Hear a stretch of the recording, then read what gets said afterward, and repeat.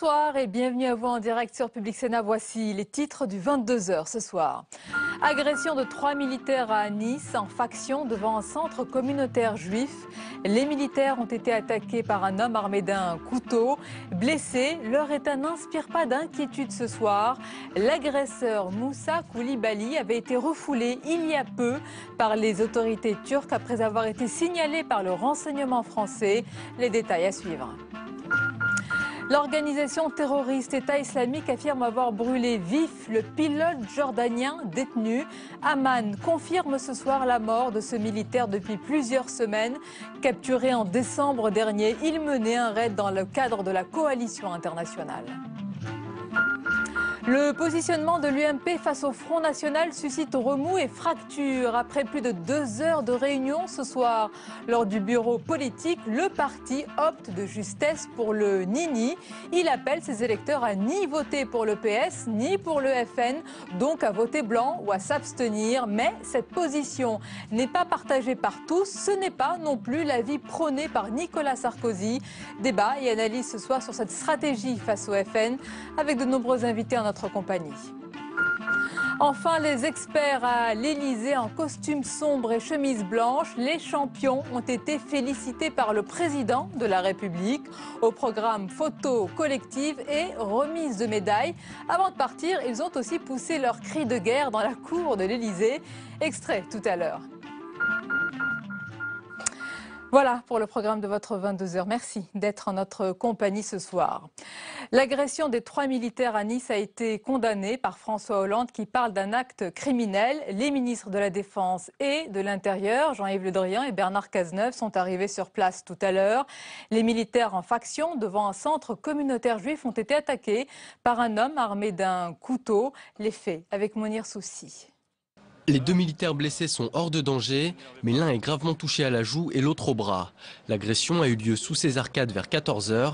Un homme s'est jeté sur les 3 soldats en faction devant le centre communautaire juif de Nice. Rapidement maîtrisé par les militaires et des passants, l'homme a été arrêté. Une deuxième personne a été interpellée. Elle a été vue avec l'agresseur présumé dans le tramway de la ville peu avant les faits. Le suspect s'appelle Moussa Koulibaly et n'aurait aucun lien avec Hamedi Koulibaly. Il est connu de la police pour des faits de délinquance et par les services de renseignement, alerté par son départ vers la Turquie la semaine dernière. Refoulé à la frontière, il est soupçonné d'avoir voulu rejoindre la Syrie pour faire le djihad. Les militaires devaient se retirer progressivement de Nice cette semaine. Le ministère de l'Intérieur aurait assuré à Christian Estrosi, le maire de la ville, que les effectifs seraient maintenus. Dans l'actualité ce soir, le positionnement de l'UMP face au Front National suscite des remous au sein du parti. Pour le second tour de la législative du Doubs, le bureau politique opte après plus de 2 heures de réunion de tension pour le ni-ni. Mais cette position n'est pas partagée par tous. L'avis de Nicolas Sarkozy n'a pas été suivi ce soir. On y reviendra tout à l'heure en détail lors de notre débat. Et autre son de cloche encore, Alain Juppé qui affiche sa différence avec le bureau politique et affirme que le premier adversaire, c'est le Front National. On l'écoute ce soir, il était l'invité du 20h de France 2. Désormais, notre principal adversaire, c'est le Front National. On le voit bien, il est en train de devenir, en tout cas c'est ce que donne à penser la législative partielle du Doubs, le premier parti de France. Et par ailleurs, l'hypothèse de son accession en responsabilité nationale n'est pas complètement farfelue. Or pour moi, ce serait une catastrophe sur tous les plans. On a été peut-être un peu trop complaisant parfois, ou pas assez agressif en tout cas avec le Front National. Il faut ouvrir les yeux des Français de bonne foi, de bonne volonté, qui se laissent séduire par ce parti. Par des mensonges naturellement et par des propositions extrêmement dangereuses. Et maintenant, le défi est de taille pour Nicolas Sarkozy qui souhaite rassembler bien sûr son parti. Le patron de l'UMP n'a pas été suivi ce soir alors qu'il aurait préféré une liberté de vote. En tous les cas, la position vis-à-vis du Front National a évolué ces dernières années entre le Front républicain et le ni-ni. Tout cela a suscité tension et crispation lors du bureau politique en début de soirée. Les détails avec Jérôme Bonnard. 22 voix contre 19.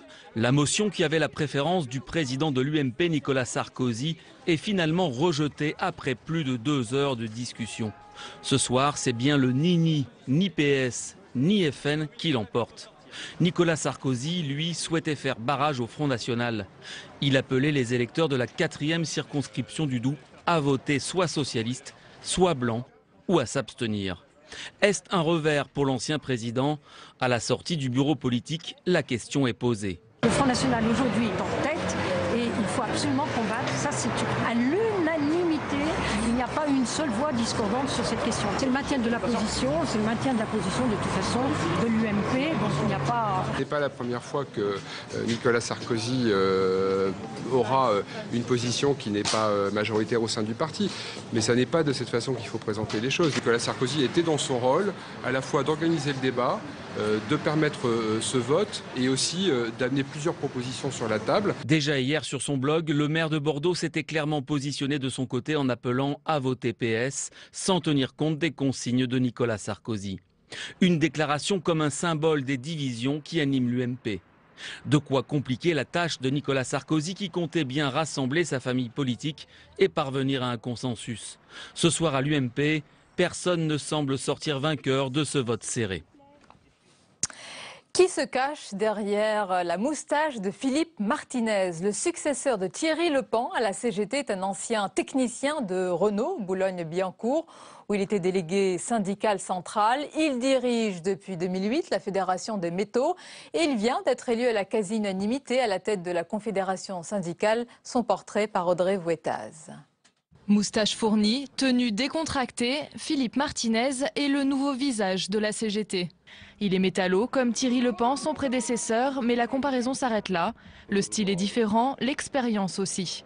Depuis 2008, le très discret Philippe Martinez dirige la Fédération de la métallurgie, la troisième plus importante de la CGT. Originaire de la région parisienne, il a fait ses armes chez Renault Boulogne-Billancourt, où il est entré en 1982 comme technicien. Proche du Parti communiste, il se définit avant tout comme un homme de terrain, avec une vision bien définie pour son organisation. Une CGT à l'offensive, contestant la politique du patronat et du gouvernement et proposant des alternatives pour les salariés. Au sein de l'organisation syndicale, il est décrit comme bosseur, à l'écoute et capable de beaucoup de fermeté. Des atouts dont il aura besoin pour faire oublier la plus grande crise que la CGT ait connue, après les révélations des affaires de Thierry Lepan, son prédécesseur. Pour certains syndiqués, son arrivée est vécue comme un soulagement. Je pense que c'est l'homme de la situation, oui. On tourne une page enfin, voilà. Le temps est désormais au travail. Philippe Martinez a jusqu'à la fin de son mandat, au printemps 2016, pour donner un nouveau souffle à son syndicat. La suite du 22h et dans un instant, c'est le grand débat du mardi, consacré ce soir à l'attitude de la droite vis-à-vis du Front National. Que penser de la stratégie actuelle de l'UMP au sortir de son bureau politique ce soir? Et plus généralement, comment droite et gauche s'organisent face à la progression du FN? On en parle avec de nombreux invités dans quelques instants. C'est juste après le tour de l'info. Il est préparé ce soir par Agathe Pécastin.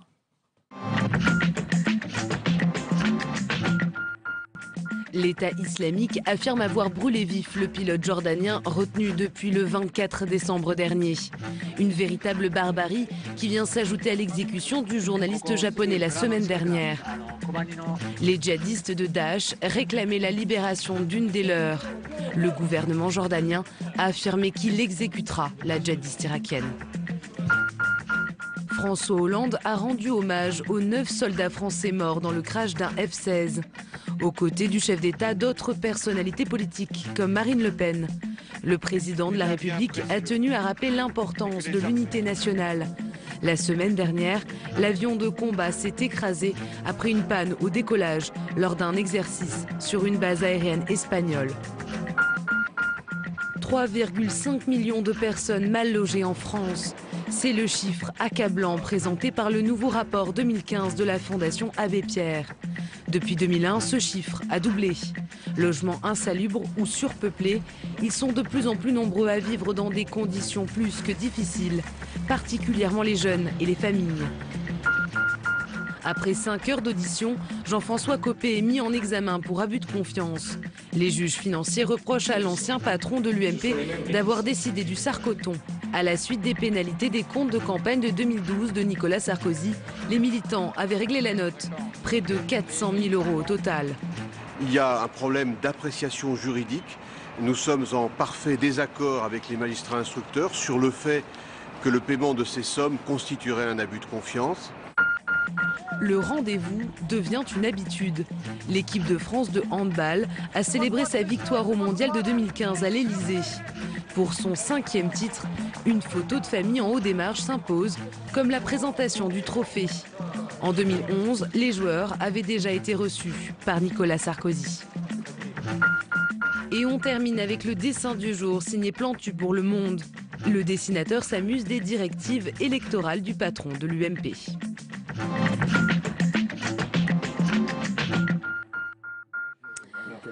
Le bureau politique de l'UMP s'est prononcé ce soir de justesse à l'arraché pour le Nini dans le cadre de la législative dans le Doubs dimanche prochain. Mais ces derniers jours, de nombreuses voix discordantes sont faites entendre, dont celle d'Alain Juppé qui appelle clairement à faire barrage au Front National. Alors 2 lignes divergentes s'installent donc et lancent aussi la bataille des primaires à droite. Et plus généralement, ce soir, nous poserons la question de l'attitude et de la stratégie à droite comme à gauche face au Front National. Quelle position, quels arguments pour contrer cette progression? On en parle avec nos invités ce soir, l'ancien ministre et sénateur UMP Gérard Longuet, bonsoir.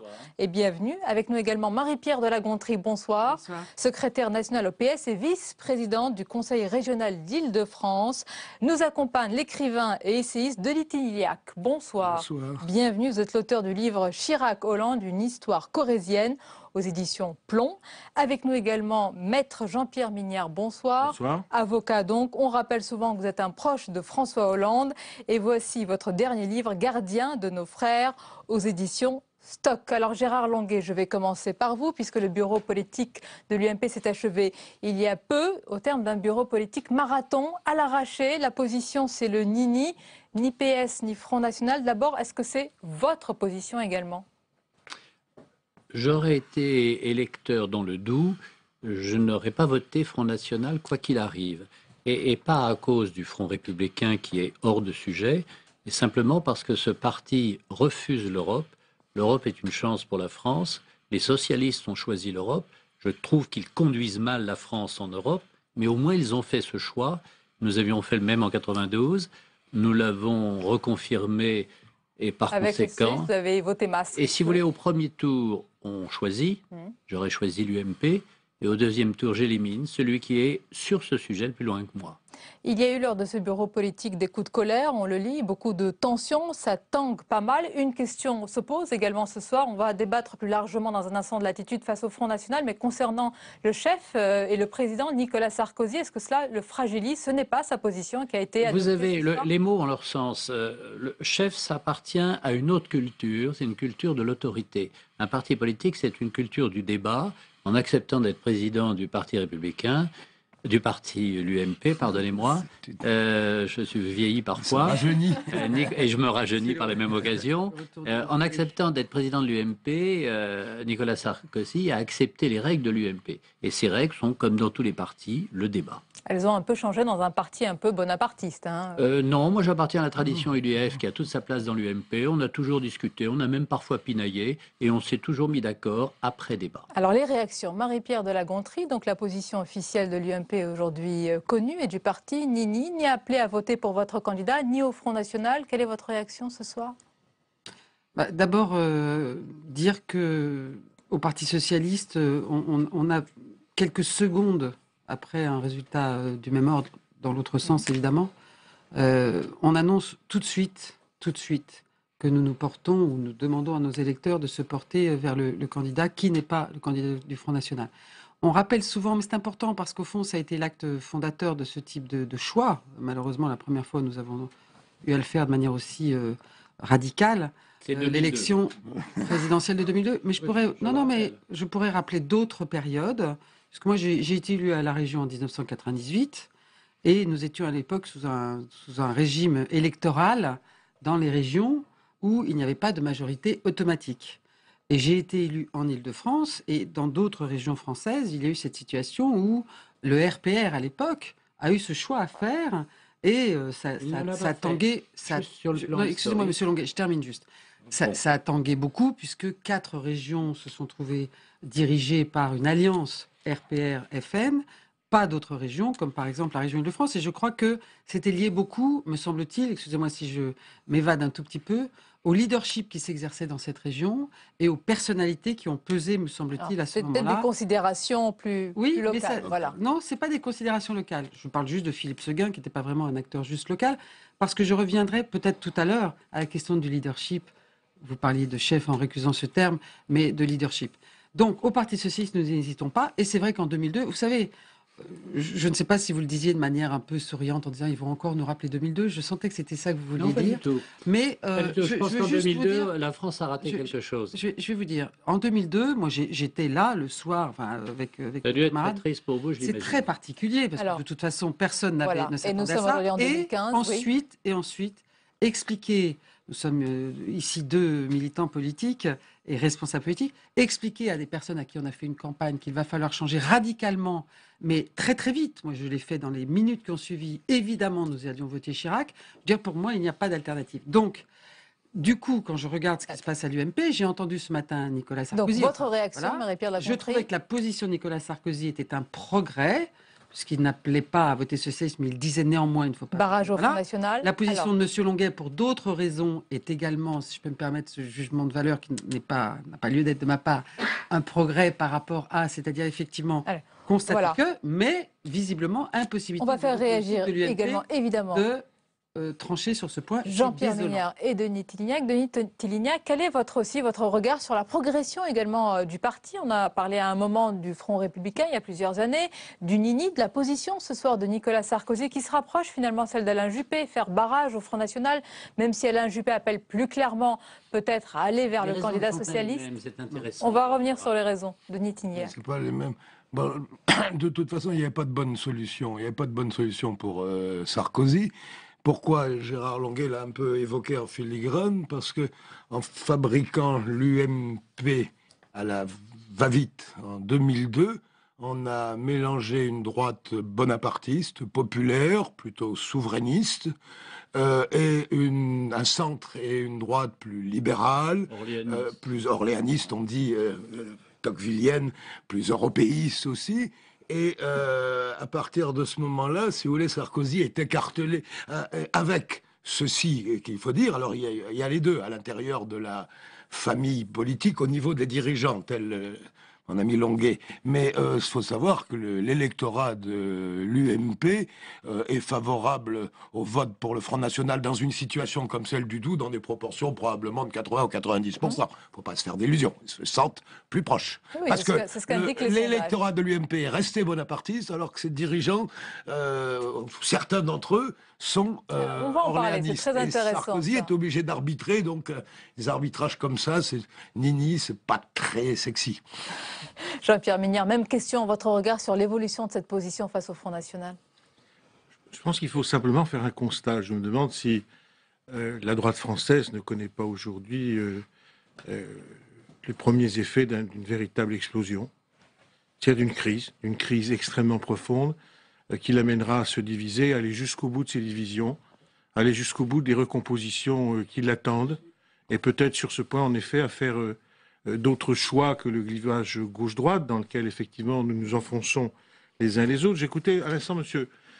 Longuet expliquer que c'était à partir de l'Europe qu'il faisait le choix qui était le sien, qui était de ne pas soutenir le Front National, disant que l'Europe, c'était la chance de la France. Il connaît très bien les traités européens. Il sait que les traités européens, c'est aussi la Charte européenne des droits fondamentaux, c'est aussi une société de droit, une société respectueuse des personnes, société respectueuse des libertés d'expression, respectueuse des groupes, et que donc c'est un modèle de société, l'Europe. Ce n'est pas simplement le marché, c'est important, c'est pas simplement la circuler bien les services, mais c'est un modèle de société libérale, démocratique, respectueux du droit des personnes, et c'est un modèle que précisément récuse le Front National. Alors si M. Tillignac a raison, c'est-à-dire si 80%, alors cette fois-ci, ou 70% des électeurs de l'UMP du Doubs, je n'en sais rien, font le choix du Front National, ça signifie à l'intérieur d'une formation politique où il y a des positions comme celle de M. Longuet et bien d'autres, alors en effet, une cassure gigantesque. Et ce n'est que le début de cette cassure. Oui, gigantesque, oui et non. Regarde, souviens du temps de l'UDF, dont Gérard Longuet était un dirigeant, et du RPR fondé par Chirac sur les décombres de l'UDR. Bon, ils ne s'aimaient pas, ils ne se sont jamais aimés, ces deux familles politiques. Il y en a une qui renvoie à Châteaubriand, l'autre à Tocqueville. Mais les reports de voix étaient excellents au second tour, ils ont gouverné ensemble. Vous avez gouverné ensemble, très bien. Mais c'est vrai qu'il y a des sensibilités très profondes. Et au moment où ce Front National émerge et devient, pour le moment, il est le premier parti de France, qu'on le veuille ou non, la position vis-à-vis de les, comment dirais-je, les connivences ou les allergies vis-à-vis de Front National provoqueront probablement des déchirures, je le pense. Gérard Longuet, aussi. je vais vous laisser réagir, mais dans une tribune dans Le Monde ce soir, c'est très intéressant, vous dites, je résume vos propos, dites-moi si c'est bien ça, le Front républicain s'est dépassé parce que le Front National, dites-vous, ne menace pas les institutions de la République. Ça, j'en ai l'intime conviction. Donc ça, vous récusez le Front républicain. L'idée du Front républicain, c'est une idée qui est décalquée des années 20 et 30, où l'Europe a été évidemment en guerre civile partout. Ça n'a rien à voir avec la réalité d'aujourd'hui. Pourquoi il faut se poser la question de savoir pourquoi le Front National est arrivé en tête dans le Doubs. Essentiellement parce qu'un électorat populaire, salarié, proche de l'industrie, qui a souvent voté à gauche, se sent abandonné par l'ouverture des frontières, par la mondialisation, et a le sentiment que le pouvoir politique ne le défend plus. Moi, je reste convaincu que l'avenir de l'emploi industriel et la richesse économique, c'est au contraire accepter la compétition. Madame Le Pen, c'est pourquoi je la combats, dit on va fermer les frontières, on va se retirer de l'euro et ça marchera très bien. Et entre les deux, les socialistes nous disent oui à l'Europe, mais pas aux conditions européennes. Sauf que si on dit oui à l'Europe, il faut accepter les conditions européennes, qui sont plutôt celles de l'Allemagne que celles du programme Avant d'aller socialiste. dans ce débat, Marie-Pierre de la Gontrie, moi j'ai beaucoup entendu le gouvernement et des ténors socialistes dire que si l'UMP n'appelait pas à voter pour le candidat socialiste, ce serait une faute morale et politique. Une faute morale également, pourquoi ? Moi, je pense, enfin là où je suis en désaccord avec Gérard Longuet, c'est que je pense que j'ai lu aussi sa tribune parue aujourd'hui. Je pense que, si vous voulez, je suis quelqu'un d'un peu organisé, donc sachant que nous allions nous voir ce soir, c'était bien le moins. Simplement, moi, je suis en désaccord, c'est-à-dire que je pense qu'effectivement, le Front National n'est pas dans les valeurs républicaines. Donc, le résultat peut être le même, c'est-à-dire que nous nous opposons. Mais non, mais ce n'est pas ça. Oui, c'est le problème. Je vais avoir l'avocat de Maître Mignard. Je suis avocate aussi, donc je n'ai même pas besoin de formation. Mais nous l'apprenons ce soir. Je noterai la prochaine fois. Voilà. Mais simplement, il n'est pas question de le poursuivre. Je le combats. Je le combats. Ça, c'est une bonne idée. Écoutez, oui, je vous en remercie. Mais il ne faut pas le diaboliser. Mais je ne le diabolise pas. J'explique simplement qu'à mon sens, il est important que, y compris, et c'est vrai que Alain Juppé l'a fait, Nathalie Kosciusko, Morizet l'a fait aussi, et d'autres, visiblement beaucoup d'autres. Ce qui est signé ce soir, et que vous n'évoquez pas encore, vous l'effleurez, c'est que je ne sais pas s'il y a une explosion potentielle de l'UMP.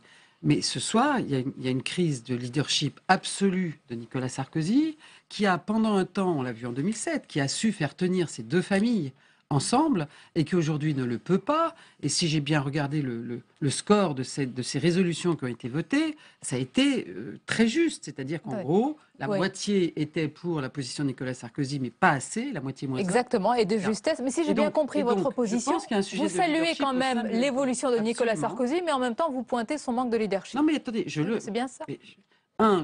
J'ai noté l'évolution ce matin. 2, je constate ce soir qu'il ne peut pas convaincre ses amis politiques de ça, avec une vraie maladresse en termes de gestion de l'affaire. C'est-à-dire que s'il n'avait pas voulu qu'il y ait de cacophonie, il réunissait, j'imagine que vous en avez l'habitude, en tout cas au Parti Socialiste on fait ça, le soir d'une élection, on se réunit, on essaye de débattre, on fixe une position, on ne laisse pas passer 2 jours. Les 2 jours étaient l'assurance de la cacophonie. Voilà, il y a eu des voix discordantes, il est vrai. Jean-Pierre Mignard, d'abord. Oui, allez-y, Denis Tignac. J'allais parler des cassures et des fractures. Il n'incombe pas des dirigeants de partis politiques de délivrer des brevets de respectabilité morale. Il n'y a aucune Mais je ne l'ai pas dit. Je n'ai pas parlé de morale. Il y a 30 ans quand même que... Pour moi, la morale et la politique, c'est 2 choses différentes. Il y a 30 ans que la gauche construit une diabolisation du Front National sur le modèle des manuels de démonotologie à la fin du Moyen-Âge. Vous savez, n'avez pas du tout à l'époque des Inquisiteurs. Non. Moi, pour moi, quelqu'un qui prône l'inégalité des races n'est pas dans le champ républicain. Je n'ai jamais entendu. Alors là, vous citez... elle cite la candidate du Front National dans le Doubs qui, il y a quelques années, l'a prononcé. On peut trouver toujours des gens à droite, mais non, moi, vous ne gauche, trouverez jamais... Peut-être pas de moi Allez, terminez, puis je passe à Maître Mignard. Denis Tignac. On parle de la dame qui se présente... Voilà. Parlons de la stratégie à adopter façon Front National. Est-ce que vous pensez, comme Jean-Pierre Mignard, qu'il y a aujourd'hui, en ce moment, d'abord un manque de leadership et puis des fractures béantes, là, des plaies béantes à droite? Je crois qu'elle vient donc de ces 2 familles qui historiquement sont distinctes, et l'une peut-être tôt ou tard, si le Front National confirmait sa croissance, serait amenée, pour ne pas disparaître, à nouer des alliances. Elle serait refusée, effectivement, par des gens très bien, qui s'appellent Juppé, qui s'appellent Kosciusko-Morizet, qui sont plutôt des centristes de tempérament, qui construiraient, qui reviendraient. Je crois qu'on a fait une grosse erreur en faisant l'UMP. Et deuxièmement, je pense que le Front républicain est une invention de Marine Le Pen, l'UMPS, et vous êtes en train de l'accréditer avec cette espèce de... Alors, l'avis de Jean-Pierre Minière... Vous l'avez déjà accrédité pendant la campagne européenne. Vous avez fait une campagne européenne. Là, est-ce que sur des thèmes pratiquement voisins, je suis peut-être pas assez intelligent pour avoir vu les nuances entre la campagne de l'UMP et la campagne du PS, c'était les mêmes, et puis vous l'avez confirmé l'UMPS en votant fraternellement pour le même monsieur Juncker, un démocrate. Jean-Pierre Minière. Il y a, si je peux me permettre, certains pays d'Europe qui ont rencontré exactement le problème et qui ont commencé déjà à y répondre. Et vous y répondez de manière encore un peu archaïque, parce que vous tenez un bon, on dit on ne cédera pas, nous resterons la droite, et vous verrez... Non, mais je suis pas, j'essaie d'analyser, je ne joue pas. Non, mais bien sûr, un petit peu quand même. Vous aimez bien la politique. Ce que je constate, l'Allemagne, monsieur Longuet, dont vous vous réclamez à l'instant, a la particularité, je ne sais pas si vous allez jusque-là, mais d'avoir fait un gouvernement de coalition où les socialistes et les conservateurs travaillent ensemble. Deux voix près, Madame Marc. Oui, mais ce sont ces deux voix qui précisément ont fait la différence. Pourquoi ? Parce que c'est un régime parlementaire. Et on devrait y réfléchir en France. Oui, alors, très bien, donc ça veut dire que nous avons, deuxièmement, la Suède, qui est très intéressant parce que c'est un pays qui a effectivement décidé un pacte de non-agression entre les forces de gauche, les forces écologistes et les forces de droite pour précisément éviter que l'extrême droite très forte dans ce pays ouvre dans les fissures.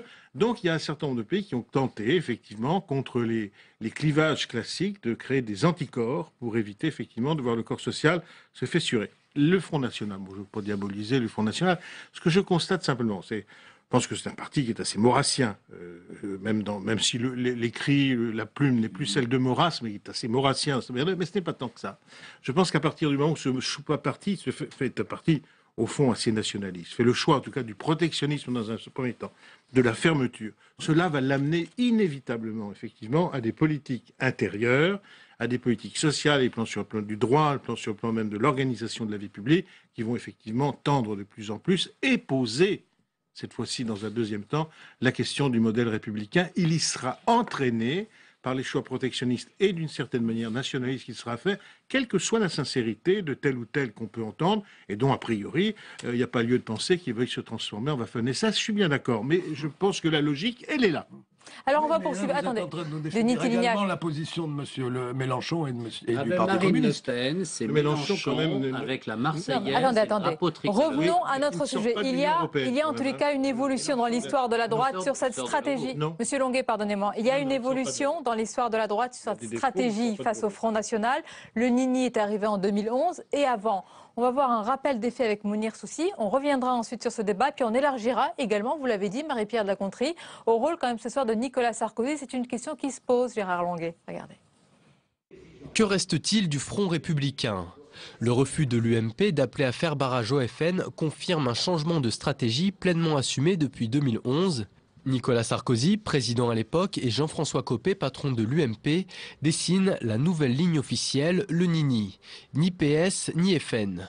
En refusant de choisir, la direction de l'UMP est accusée de banaliser le FN, même si le parti s'en défendait.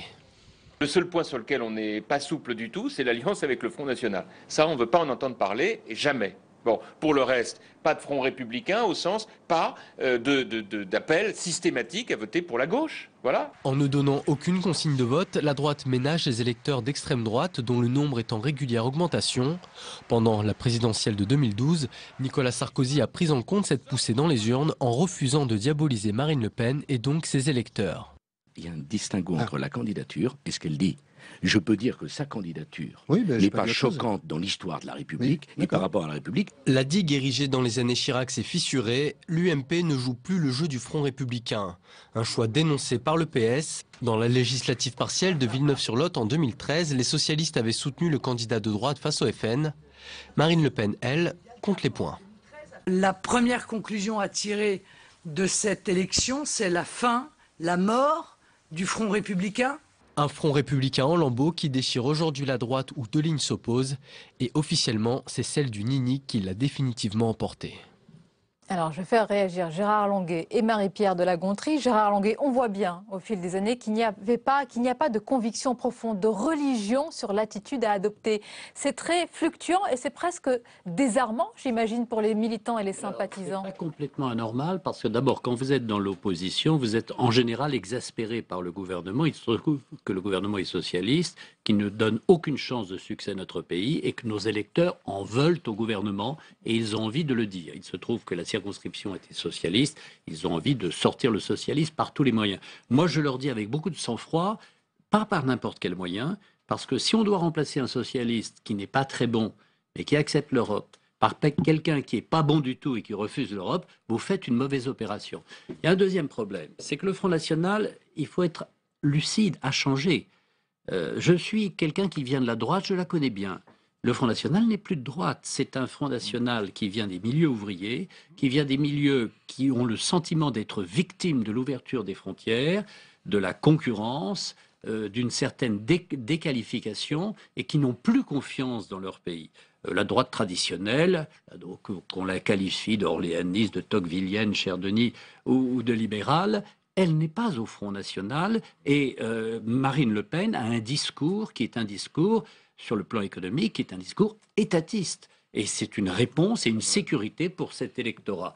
Donc ça, c'est un vrai sujet. Il faut voir le Front National pour ce qu'il est. Le père, je l'ai connu, au quartier latin, multipliait et jalonnait son discours de provocation permanente car il aimait être le réprouvé. Sa fille n'est pas dans cette logique et c'est pour ça qu'elle est dangereuse. Alors c'est très intéressant ce que dit Gérard Longuet, Marie-Pierre de la Gontrie. Je voulais vous faire réagir là-dessus. C'est ce qu'il dit dans sa tribune. Très intéressant, beaucoup d'intérêt pour commenter cela, Gérard Longuet. Ça veut pas dire que je suis d'accord. Quand il dit que le Front National, finalement, ne menace pas les institutions de la République, il est dans l'état de droit. Il n'est pas interdit, il fait partie de la République. Vous nous dites avec pas... un bémol, madame. Oui. La théorie du bouc émissaire que Maître Mignard a évoquée, elle est implicite dans le Front National. Elle est gommée pour l'instant. Elle réapparaîtra inévitablement. Mais Marie-Pierre de la Gontrie, vous défendez encore et toujours le Front républicain. Pour vous, c'est une réalité qui doit perdurer. Non mais encore une fois, on va appeler le Front républicain, désistement républicain, comme vous voulez. Comme vous voulez, vous, hein. Non, ce que je veux dire, c'est que le résultat est le même. C'est-à-dire que, encore une fois, moi, je n'hésite pas, et je rappelle quand même ce choc qui a été pour nous, les militants socialistes, de décider de voter pour Jacques Chirac, que nous voulions à tout prix battre quelques heures plus tôt encore. Donc, pour moi, il n'y a pas de choix. Le choix est très simple à faire. Donc, oui, je considère que le Front National, je vous remercie, je l'avais fait. Vous étiez malheureusement pas assez nombreuses. Madame Taubira l'a combattu et Jean-Pierre Chevènement aussi. Vous avez beaucoup de mal à laisser terminer les propos des autres. J'adore rappeler. On ne va pas refaire toutes les élections, allons-y. Non, parce que je pourrais autrement être assez critique sur la tribune, donc je vais continuer à garder ma bonne humeur légendaire. Simplement, pour moi, il n'y a pas d'hésitation possible. Voilà, je considère que l'UMP que je combats politiquement est dans le champ républicain, je considère que ce n'est pas le cas du Front National, et donc je n'hésite pas. Je préfère un député UMP à un député Front National pour des valeurs de République. C'est clair. C'est quoi les valeurs de la République? Est-ce que vous pourriez les définir, madame? J'y reviens. Je rappelle les propos de cette dame. Je vous recommande, monsieur Longuet, d'aller les voir, ou vous, monsieur Tillinac, sur l'inégalité des races. Je considère que le concept d'égalité... Le Front National n'est pas dans les clous de la République, quelle lâcheté de la classe politique depuis 30 ans de ne pas avoir initié son interdiction. C'est fou. C'est absurde. Très bien, mais je vous explique, parce que si vous voulez bien, je réponds à la question de Sonia Mabrouk. J'explique pourquoi, dans mon esprit, et je ne suis pas la seule, le Front républicain n'est pas dans le champ républicain, c'est que l'exception sur l'égalité. On est en train de parler quand même, ce débat-là se place à un moment de notre histoire française très particulière. Un mois après les événements de Charlie Hebdo, il faut voir quand même de quoi on parle. Bon. Je considère que dans cette période, la question de l'égalité est première, donc, et de la fraternité également. Donc je ne suis pas d'accord et je n'hésite pas une seconde. Pour tout vous dire, ce soir, on me proposait de faire une espèce de débat un peu talk-show sympathique, etc., avec un élu du Front National. Je ne suis d'accord jamais avec des processus de banalisation de ces gens. Voilà, je ne peux pas être plus clair. Non, c'est une position. Jean-Pierre Mignard, je vais élargir aussi le débat à une autre question. On assiste là à un débat avec des représentants politiques. Selon vous, pourquoi droite et gauche, selon vous, ont-ils tant de mal, c'est notre impression parfois, à trouver parfois les arguments pour répondre au Front National, pour le contrer pour, j'allais dire, attraper une aspérité et puis voilà, attaquer le programme, attaquer les idées. Pourquoi est-ce que cela, d'ailleurs, est commun à la droite et à la gauche? Parce que la Constitution de la Ve République, et le général de Gaulle l'a voulu ainsi, a décidé effectivement de cliver, c'est-à-dire de couper le pays en deux. La Constitution de la Ve République et le général de Gaulle avaient une idée, d'ailleurs une analyse qui était d'ailleurs assez subtile, que le pourrissement de la vie politique était lié à l'hégémonie des partis ou leur poids trop fort dans la société politique, et que donc notamment il fallait retrouver une opposition binaire entre la droite et la gauche, d'ailleurs avec une très grave erreur de prophétie que la sociologie a démonté tout de suite, puisqu'André Malraux disait il n'y aura plus que les communistes et nous. Résultat, il n'y a plus de communistes et tout le monde est à peu près gaulliste. Donc on voit bien que l'analyse n'est pas très... voilà. Et que l'analyse n'est pas très bonne. La sociologie a commencé à se réveiller, à se révolter, c'est mai 68 et après. Et c'était l'écrasement des centres. Alors ça, c'est quand même la grande idée du gaullisme. Moi, j'ai un immense respect pour le général de Gaulle. C'est sans doute un des plus grands Français du siècle, je rajoute avec Jaurès et Clémenceau. Mais en même temps, c'est l'homme de l'écrasement des centres. Et aujourd'hui, il y a un vrai problème. C'est-à-dire que la coupure droite-gauche n'est plus en mesure de faire face au tripartisme qui est en train de s'installer dans ce pays et qui va poser, même si ça se posera peut-être lors des prochaines élections locales ou régionales, mais je vous assure que le soir du premier tour des élections présidentielles, et quel que soit le candidat qui sera en tête le soir, que ce soit un candidat de gauche, je le souhaite, je ferai un tour, que ce soit aussi un candidat de droite, il va falloir qu'ils se parlent. Ou alors, dans ces conditions, effectivement, le deuxième tour réservera bien des surprises. Donc, ce que les uns et les autres, par un calcul froid cérébral, mais qui sera démenti par les faits, ne veulent pas, vous allez voir, les événements l'imposeront. Alors, j'ai très envie de réagir à Maître Minière, si vous m'autorisez. Il a tout à fait raison. Le président élu en 2017 sera élu contre Madame Le Pen, sera majoritaire, et sa majorité sera composite. Et son devoir que nous n'avons pas assumé en 2002, je le reconnais, c'est de tenir compte du caractère composite de cette majorité. Première observation. Deuxième observation, aucun président de la République française, y compris le général de Gaulle, pour lequel j'ai le plus grand respect, n'a été élu au premier tour. Tous ont été élus par des alliances. Et lorsque l'alliance, elle se délite au fur et à mesure de l'exercice du pouvoir. Tous les pays modernes sont parlementaires. On a besoin d'un président élu au suffrage universel pour contrôler la vie parlementaire. Mais on a besoin d'une vie parlementaire. C'est la raison pour laquelle, moi, je suis, comme libéral, pas très heureux dans ces institutions. Je trouve qu'elles ne permettent pas assez la régulation parlementaire. Et quand il n'y a pas de régulation parlementaire, il y a des débordements spontanés. Denis Tignac, je vais vous laisser réagir. Je vais juste rappeler quelques propos. On n'arrête pas d'entendre ces derniers temps que le parti de Marine Le Pen est aux portes du pouvoir. Ça, c'est Manuel Valls qui l'a dit. Ou encore que sa victoire au niveau national n'est plus hypothétique, comme l'a souligné aujourd'hui Nicolas Sarkozy. Vous dites encore faux ? Si vous voulez, il y a en France une majorité de gens qui ne pensent pas un seul instant que l'on puisse confier la France au Front National. Que leurs motifs soient moraux ou qu'ils soient réalistes, on arrive au même résultat. Donc ils ne peuvent pas... Votre réaction de Denis Tignac à cela? Oui, non, Gérard Longuet n'a pas tort. Pour le moment, je ne pense pas que les Français s'imaginent que Mme Le Pen puisse élire président. De toute façon, si elle était élue président, elle n'aurait pas de majorité. Elle ferait passer 50 ou 100 députés FN dans l'euphorie et puis on retrouverait la 4ème République. Je suis d'accord avec Maître Minière, il y a un problème d'institution. Alors, on serait des Allemands ou des Anglais qui sont des bons démocrates, je dirais, remettons un peu de proportionnel. C'est vrai que ça clive d'une manière qui ne correspond pas à la respiration des familles politiques. Mais on est des Gaulois, on est bordéliques et on se souvient que dans les 2 dernières républiques, ça a produit on sait faire les désastres qu'on connaît en 40 et en 58. Et heureusement, il y a eu le général de Gaulle dans les 2 cas. À 40, il a fallu un moment. Donc, je réfléchirai à 2 fois avant de renoncer au scrutin majoritaire à un tour, dont je reconnais qu'il a des effets pervers. Et c'est vrai que les gens disent, c'est pas possible, Mme Le Pen a fait 25% au truc. Mais, elle est en tête partout et elle a 2 ou 3 députés.